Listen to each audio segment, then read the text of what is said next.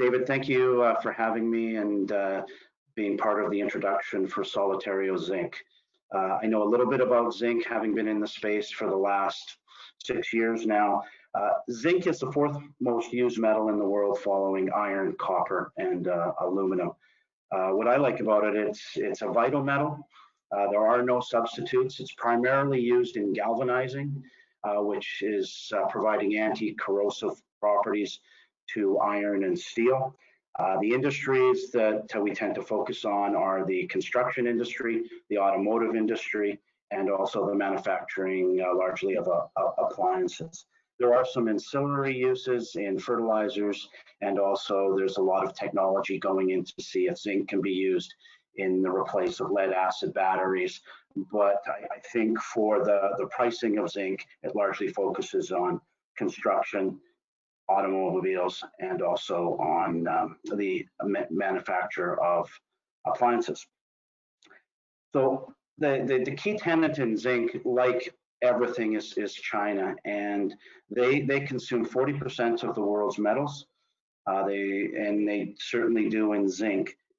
I'm often asked where we are in the zinc cycle, when the next zinc cycle will launch. I actually think we're still part of the zinc cycle that started 4 years ago with the closure of 3 mines that accounted for 15 to 20% of world zinc supply.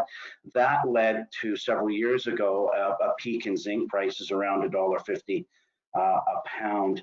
But what we did have that was interesting, the treatment charges and refining costs at the smelter level, which are a key component of zinc and how it performs, were at almost all-time lows. So you saw a significant supply of zinc come into the system.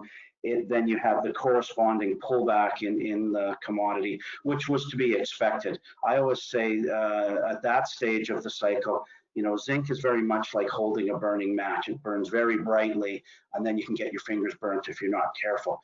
The key thing that we want to focus on, though, is not those peaks, in my opinion, but what the sustainability ends up being. And I think we were heading to a sustainable price of between $1.10 and $1.20, which in actuality is at an all-time high from a sustainability point of view, and great for companies like mine at Vendetta and Chris at Harold's at Solitario. You want to see sustainability prices at $1, and the real deposits then can go into production, those with good grade and decent size.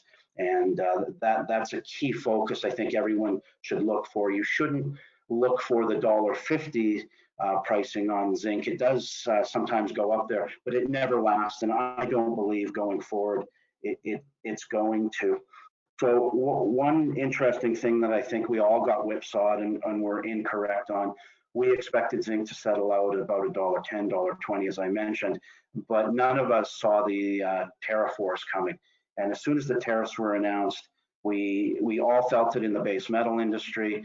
Zinc was no exception, and the prices fell out of bed as a lot of the investors and people expected worldwide GDP to fall based on those, primarily in China and the US, which would impact the commodity prices, and we've certainly seen that. Now, I'm going to quote a Canadian. I rarely get an opportunity to do it, so I'm going to take advantage. But Wayne Gretzky said, you want to go where the puck's going to be, not where it is. And I think that's the key takeaway from where we are now. Where is zinc going to go? I see with the recent goings on in the world and the priming of the infrastructure spending, there's trillions going into the market. The Chinese have publicly said they are going to ramp up their spending. We know that's going to impact the base metals, and zinc will certainly be a component of that. We like to say in the industry, copper has a PhD. Well, I think zinc has a master's. So I expect to see it move up as that spending unfurls, and we're starting to see that already in China. Their factories are starting to get back to full capacity, and I would expect the United States, probably post-election, will also begin infrastructure spending. So I think that is going to be a key factor moving forward. You know, the other thing I want to point out too is it's difficult in the industry these days. The mining industry isn't what it was 50 years ago. We used to say it would take 10 years from discovery till you can put a mine into production. I think those numbers have been pushed out to 15, 16, 17 years. Permitting is certainly a lot harder. The environmental standards that we all must adhere to, and rightfully so, are a lot stronger, and they take, as a consequence, takes us longer to permit. Some countries we don't want to go to that we previously did. So the net result is there's supply issues in the base metal side, you know, and probably in the precious as well, but we certainly see it on zinc. There aren't a lot of new mines coming on stream, and in fact, I think that we've got some certain supply issues as mines fall off. We're not replacing them, and I expect demand to increase. So going forward, you know, I think in the short term, you could look for prices to start to bump up a little bit. You know, I expect to trade around these levels. But in the medium and long term, I'm very bullish on the metal price. And I think the sustainability, which is, as I mentioned, the key aspect, will be around $1 to $1.20 moving forward. And that's where companies like mine and Chris's tend to thrive. And I look forward to seeing what's going to happen as things unfold.